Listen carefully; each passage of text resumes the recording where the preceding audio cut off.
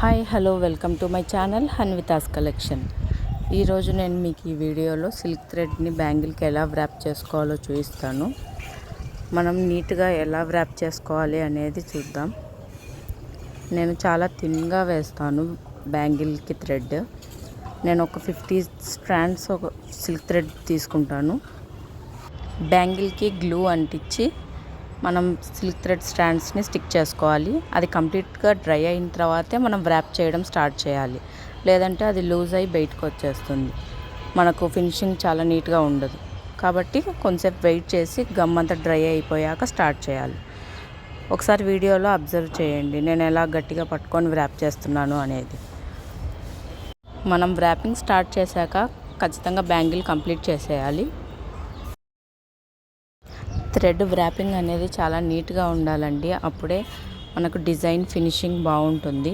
మనం ఎంత మంచి క్వాలిటీ కుందన్ స్టిక్ చేసా కానీ థ్రెడ్ అనేది మనం నీట్గా వ్రాప్ చేసుకోలేకపోతే ఫినిషింగ్ నీట్గా ఉండదు.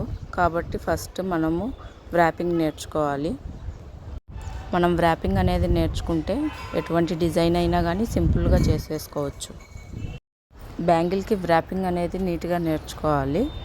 మనము నీట్గా రాలేదు అనుకుంటే బ్యాంగిల్ని తీసేసి మనకు బ్యాంగిల్ ఏం వేస్ట్ అవ్వదు.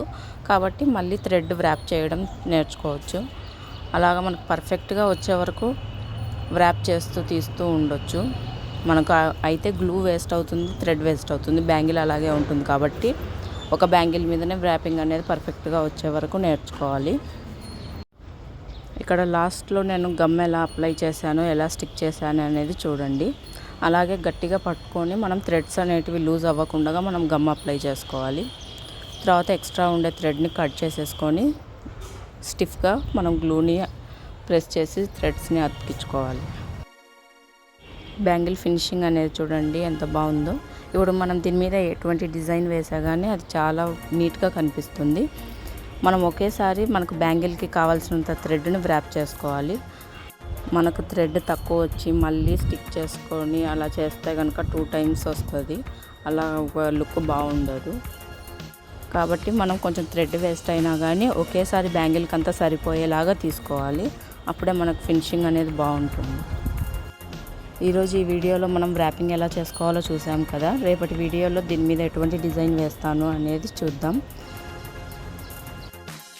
నేను చేసే వీడియోస్ కనుక మీకు నచ్చినట్టయితే నా ఛానల్ని లైక్ చేయండి, షేర్ చేయండి, అలాగే సబ్స్క్రైబ్ చేసుకోండి. Thank you. Bye bye.